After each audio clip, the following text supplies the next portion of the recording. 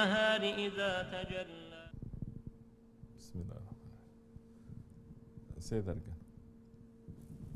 As we struggle to control our nafs and to fight against our ego, how do we avoid the trap of becoming self-centered, to self-focused in that process? أعوذ بالله من الشيطان الرجيم بسم الله الرحمن الرحيم استغفر لصاحب السجن حسبنا الله طريقتنا الصحبة في الخير من جميع. Our way it is continuing through the sohbat, and through the sohbat we learn our religion. It is through the sohbat that the Sahaba Kiram learned the religion. Through whose association? Association of the Holy Prophet ﷺ. They did not learn the religion through attending classes or conferences. They sat, they asked, they observed, they took, they put into their lives to become a reality. That's how Islam became a reality. It was not a name. That's how Tasawwuf became a reality then, because they saw how the Prophet ﷺ was living his life, not just his words. His words, it is just a small indicator of what his reality is. And he's showing that to different Sahabis according to their level of understanding also. So we're asking our Shaykh inshallah to send us knowledge that is going to benefit us. To understand what is knowledge that is benefiting us in these days, that itself it is a knowledge. That itself it is a divine knowledge. That itself is a ma'rifat. Because there's so much so-called knowledge out there, so much information out there. How do you know that it's for you? How do you know when it is for you? How do you know that knowledge is even useful for you? Or are we supposed to just take everything that is there? People are not understanding. Again, they recite the first ayat of the Quran saying, Allah says recite. Allah is saying read. Well, I'm going to read. Allah is saying read everything. Allah is saying now, read what is there in this dunya and take from it. Read what is there that your nafs and your desires want and take from it. Or did he say very specifically, read in the name of your Lord? Now, when you start reading in the name of your Lord, you're not reading in the name of your nafs, in the name of yourself, in the name of your self-interest. You're reading in the name of your Lord, understanding your Lord who? That one who what? Created you. That one that you created from nothing. And you are now something from the Lord's creation, but Allah is the reality, not you. So which knowledge are we supposed to take? This is very important. You are sick. You are not going to take every medicine that you find in the pharmacy. You cannot say, well, let me just try. I don't know. I'm sick. Let me just try. You take all the medicine, you get more sick. No one is ever going to do it anyway. It doesn't make sense. Now, when it comes to religion and spirituality, we have to be even more careful. What it is that we're putting inside our spirit, inside our soul.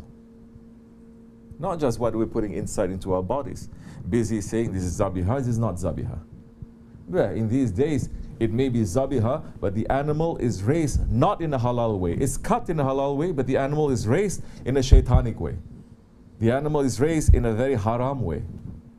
That's all modern way of raising these animals, and you're eating that. So, on the outside, it may be halal. But now on the inside, what are you putting inside? It is not.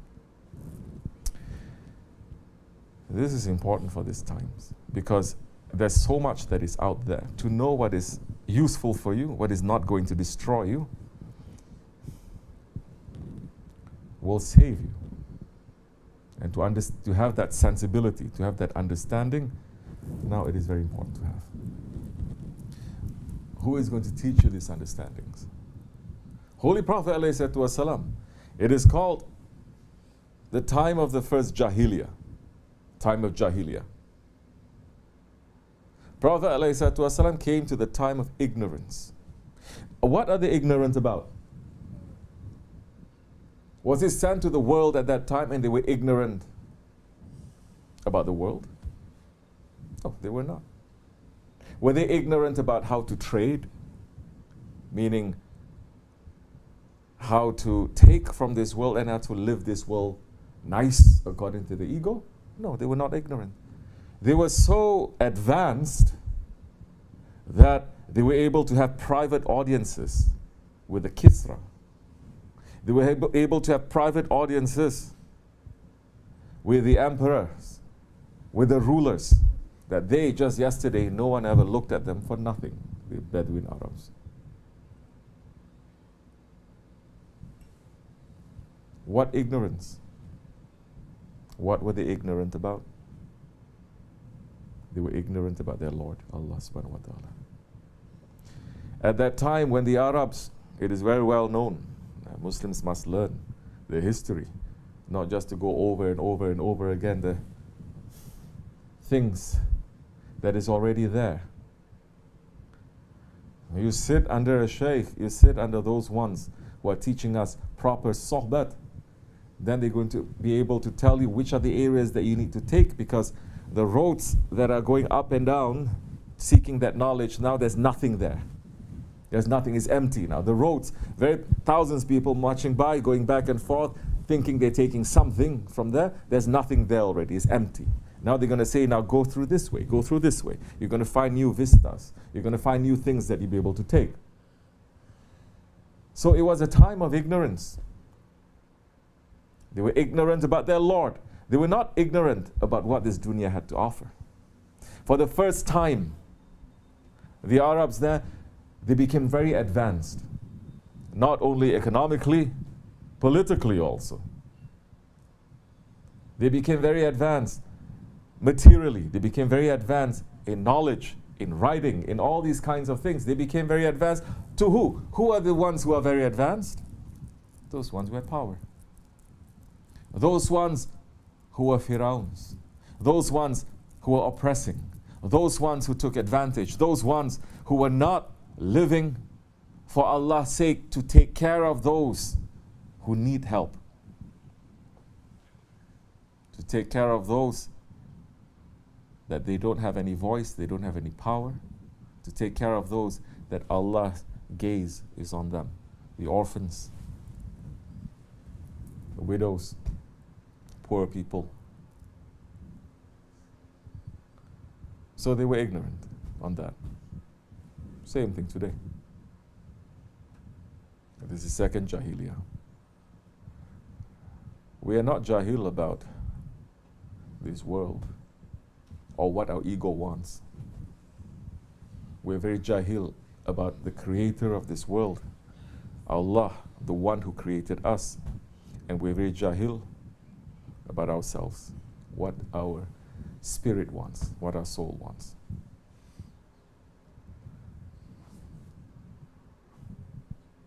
So now, a question that you asked. In understanding ourselves, how do we stop ourselves from becoming too focused or too self-centered? I'm going to take the meanings of self-centered in both ways. Self-centered meaning that you become centering yourself, you become too focused, or you become arrogant, or you become proud.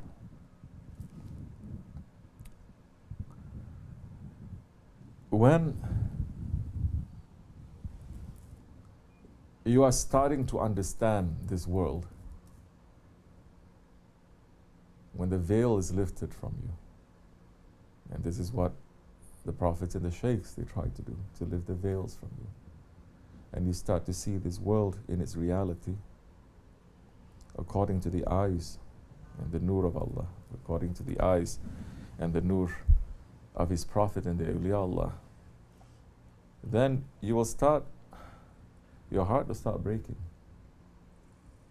Your heart will start breaking. And then you will say how self-centered I am to think that I just want a nice, comfortable, easy life for myself. When the Prophet was sent to the yatim, to those who are oppressed, and the Sahaba Kiram, they fought against the oppressors. That for 23 years, none of them had a nice, easy life, none. When the Muslims had nice, easy lives, that's when it went down. And that's when the big smack from Allah came. Over and over again, whether it is Damascus, whether it is Baghdad, whether it is Andalusia, when they stop understanding what was the mission of the Prophet ﷺ. Because people are not understanding also what is the mission of spirituality. Spirituality also is not to be nice and easy and comfortable. They think to be spiritual, be nice and easy. I'm just filled with love. Do you understand me? Then why did the Prophet ﷺ say, if you know what I know, you will cry a lot and you will laugh little?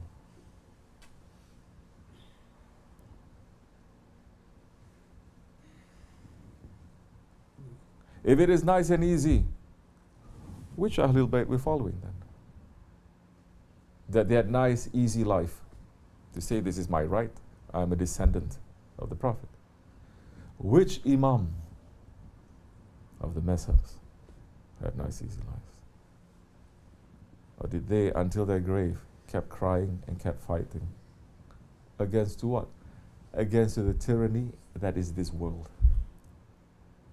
How do you become? That way you cannot become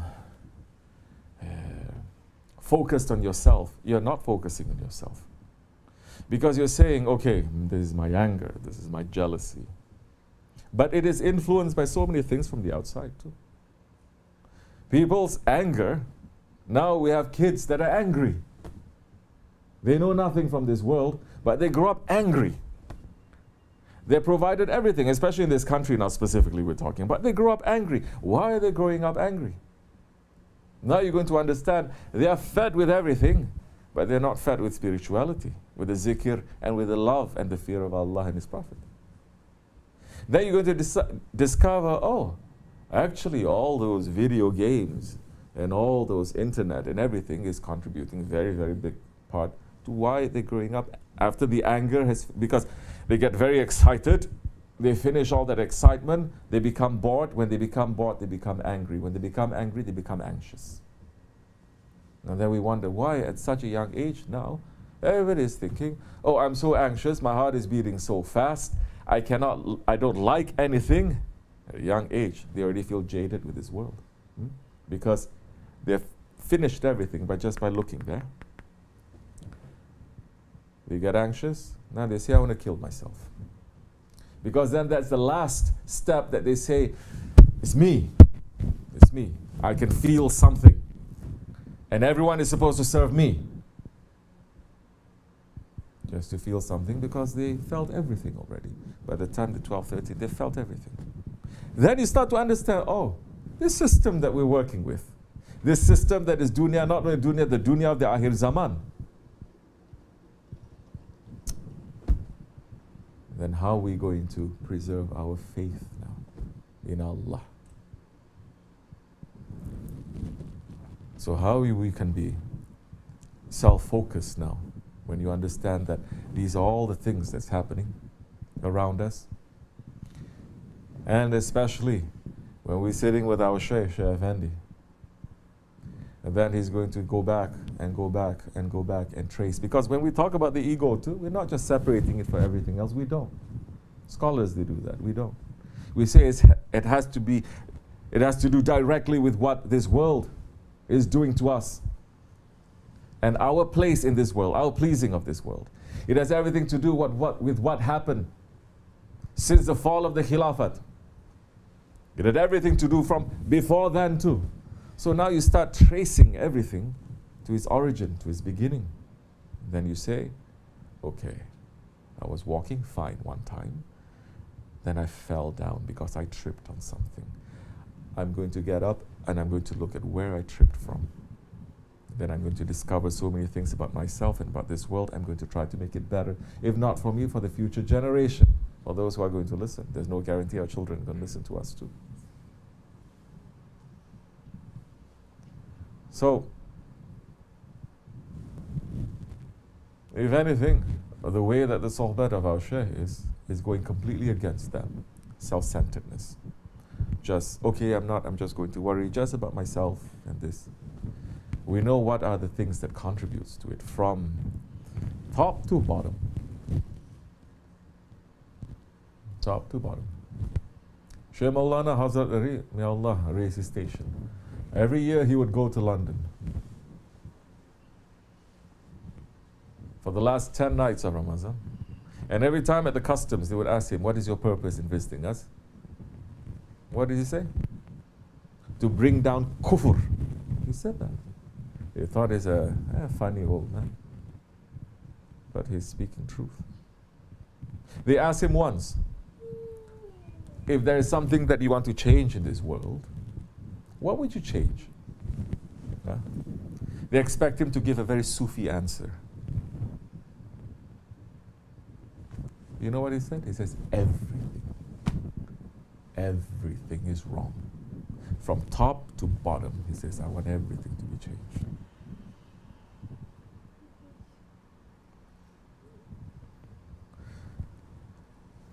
In this kind of understanding, you cannot be selfish. It is impossible. But if it is,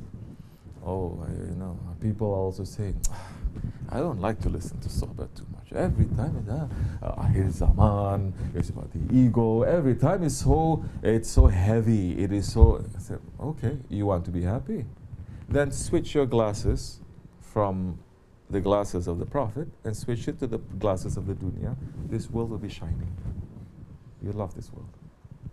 Because you look at yourself, I have something, I can drink, I can eat, my children have clothes, they are happy, and you're fine. You really want to call yourself a Muslim then? Where you just look. You don't have to look, it's here, 24 hours a day. Muslims from Eastern Europe all the way to Myanmar, from Kashmir to Chechnya to Palestine, to every situation, to Syria especially, you see, same children. There you have it. That they are suffering. Oh, what can you change? You think if the Prophet ﷺ had this attitude of saying, well, what can I do? What can I change? You think if the Sahabe Kiram had this attitude, and the Tabi'in, and every founder of every Islamic dynasty that brought justice, especially the Ottomans, will be anywhere today? What can we change? And did the Prophet says, don't change? Or did he say, when you see something wrong, change it? He says, change. If you cannot change with your hands, which in these days we cannot, he says, change it with your tongue. Speak. You cannot speak to other people, speak to your children. Remind them, tell them what is right and what is wrong. You cannot speak, he says. If you cannot speak, then at least say it in your heart. These days, Muslims, especially Sufis, don't even say it in your heart. Put rose-tinted dunya glasses and everything is nice, everything is beautiful. Sing your qasidas, have your salawats, and be in this bubble. Is that what the Prophet came in the first Jahiliyyah? He taught every Sahabi to sit around and just recite his names and to be happy and to live in a bubble? Maybe there were some who were with him too, they didn't really believe. I said, how can this be? You saying we're going to change this whole world? How this can be? You say that we're going to bring down the superpower? The Romans, we're going to bring them down. You're going to bring down the Persians, we're going to bring them down. These dynasties, these civilizations have been around for thousands of years. And we don't even have food enough to eat. We don't have weapons in our hands. We don't have clothes to wear. And you're saying Because a vision came to you when you are hitting the rock in the battle of Uhud. That we cannot even afford to go out to engage in battle the way that we've done for thousands of years, to hide and to build a trench around us. The Arabs didn't know how to do that. It was Hazrat Salman al-Farisi's war tactic. They didn't want to do that. They said, we have to go out, we have to fight, man to man. He says, no, we're going to build a trench and then we're going to wait. It is Uhud, right? Khandak. It is the battle of Khandak. And the Prophet says, no, we're going to dig a trench. And then when his tool struck the boulder that they're both, all of them trying to move, and it flashed 3 times. When it hit, and the vision was shown to him, he says, we're going to defeat them, we're going to defeat them, we're going to defeat them. You think there were not people there? I says, how is this going to be possible? Of course there were. Then what happened? Victory is coming from Allah. Victory is coming from Allah, but only if Allah is in your heart. If the dunya is in your heart, victory will not come to you. Because it is the purpose of the dunya to grind you. It is never the purpose of the dunya to give you victory. These past 100 years, Allah has given some victory to the unbelievers. But don't think that Allah is not ruling this world anymore. Don't think that the power is not given to the awliya Allah anymore. This is a test to the believers to see, do you still believe? Do you still believe?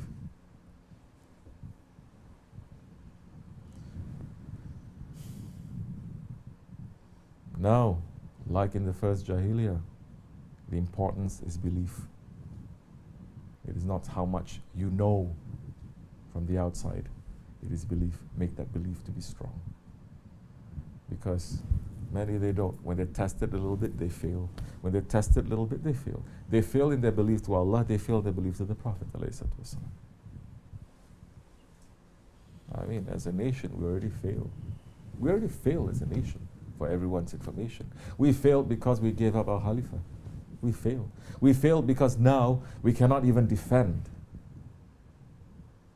our brothers, our sisters, our mothers, our fathers, our children. We cannot even defend them from being oppressed and from being killed every single day. We cannot.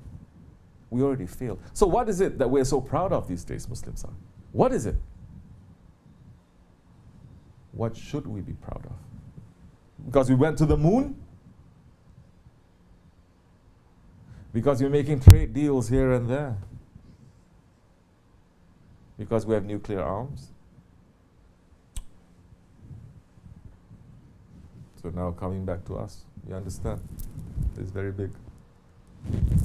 And it all affects us.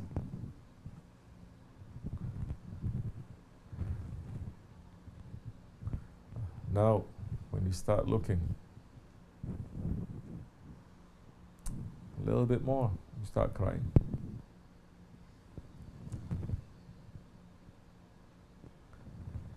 Then, the blessings that Allah has given us, be thankful.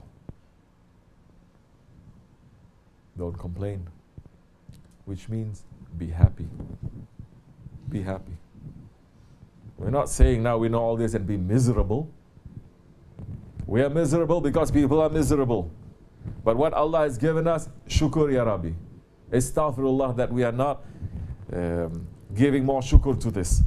Don't waste. So now, we are in between hope and fear. This is where our faith has to be. You understand? Then, because of the idea of the spiritual person is supposed to be at peace with everyone, a man of peace, is peaceful with everything. What happens when there are two sides, haq and batil, they're fighting, and there is a man of peace who says stop fighting? You think that one is a man of Allah? That one has to be shaitan.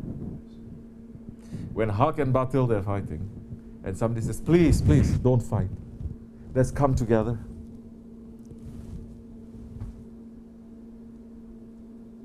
Because Muslims today, they believe they know more than the Prophet. Because they're so educated, you see. We learn so much. They know more than the Sahaba Kiram. You're going to see so many, they already made fatwas against the Sahaba Kiram privately. They just haven't opened it up yet. You push them a little bit, they're going to say. I'm not talking even about Wahhabis, especially not. I'm talking about those so-called Sunni, so-called Sufi too.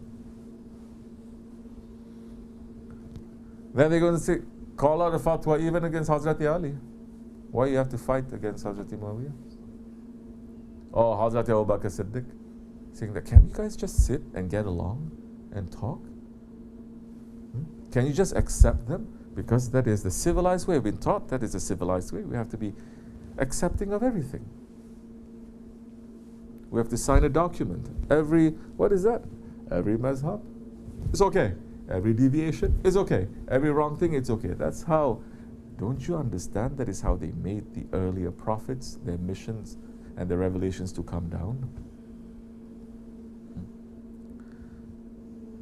So now, in dealing with things that you're concentrating on your ego, and you understand today's language, they say, what are the triggers for it?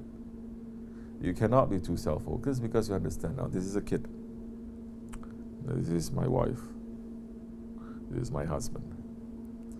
This is this world. This is my job. This is me. This is that. You're negotiating. It cannot be one and the same for everything.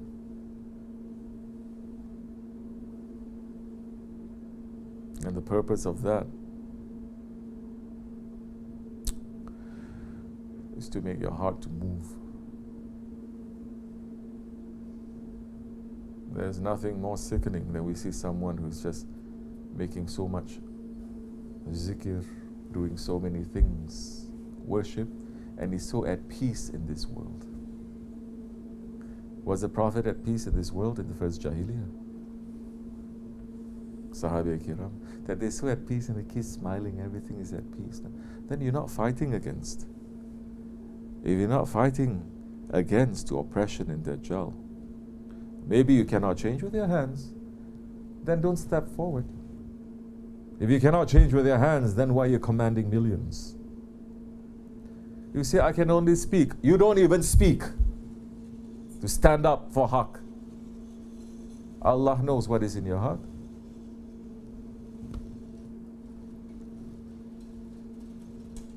What is the limit that we can do?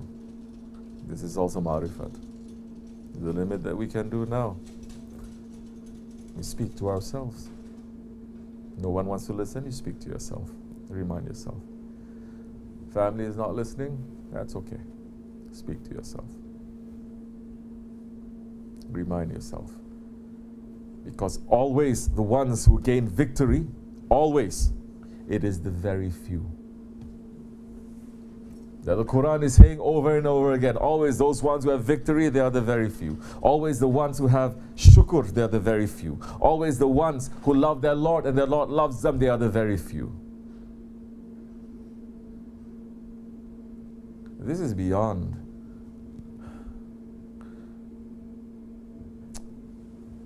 the trappings of religion. This is getting into the heart and the substance of the mission of the Prophet ﷺ. We're talking about nubuwwat here.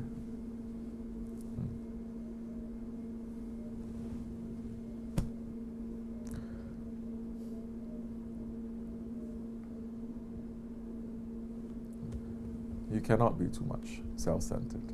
You cannot be too much self-focused, because you always want to please Allah. You always want to do the right thing. Then you'll see, this one, I can only give this much now. This is the one. Don't give more than that. This one is different. The other one is different. The other one is different. You must always be active and negotiate that. Yes, this is Jihadul Akbar. Somebody was telling me, oh, when is this going to stop? I say, it'll never stop until you die. Because this is now, you're tasting a little bit of what the prophets, they went through. Huh? You say you love him so much, but you're not going through what he's going through. Those who say they love him so much, and you can still smile. You think of the Prophet ﷺ is here in this world. he's going to smile? Seriously, is he going to smile? When he sees all the injustice being done in this world, is he still going to smile? Even if there are things to smile about, should you smile? When your neighbor is crying and dying and screaming, should you smile? You understand? I'm talking about, because people are saying, oh, the prophet is here, what is going to do, and this. But this is common sense. Now, we're smiling because we are pleased with Allah saying, although, Ya Rabbi, we deserve to be punished because we are not extending our hands to help those ones, because we cannot, and we deserve to be punished. The believers, I'm not talking about unbelievers or those who, the believers, they deserve to be punished because we are not living our religion. Allah is still withholding His anger on us because of the mercy of the Holy Prophet ﷺ. That's why we are happy and we are smiling because of that. So to look at this world, different eyes. If you want to look at this world, the eyes of Ahli Dunya, that everywhere they're showing television, is showing, never they say, look at this world through the eyes of the awliya, or through the eyes of the anbiya, never. That's different. But if you start looking at this world through the eyes of those ones who love Allah, that Allah is saying, look what is happening. This is the age of tyranny. And you're not going to smile too much. You smile a little bit here and there just to, so that you don't go crazy. But you're not going to go crazy trying to just fill up your life. For a believer, I'm saying, to fill up your life with nothing but pleasure and treasures and play and entertainment and fun. Maybe when you're young, but after a while you get a little bit older, you get a little bit tired, you know. Yeah. You get tired. This is given to everyone. You get tired. You think you want, your body will get tired. You cannot have. I was seeing one short video of President Obama. He's saying, enough already. I got so much money. He says, no, we have to give back. He says, enough. He says, there's just so many nice vacations you can go to.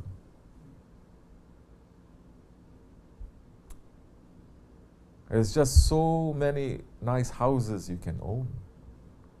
It's enough. This is for a man who thinks, who understands that day goes into night, and night will go into day. For a man who understands that this world is false because it's passing, and that we have a responsibility now, after the passing of this world, to stand in front of our Lord and for the question to be asked, what did you do for my sake? Not for your sake, not for your children, your wife, for my sake, Allah is going to ask.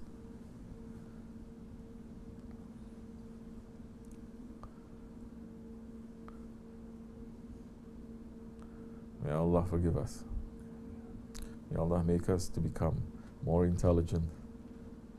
May Allah grant us more hope and grant us more fear to keep us on the straight way. May our Shaykh's feet always be on our necks. May Allah forgive me and bless you. Al-Fatiha.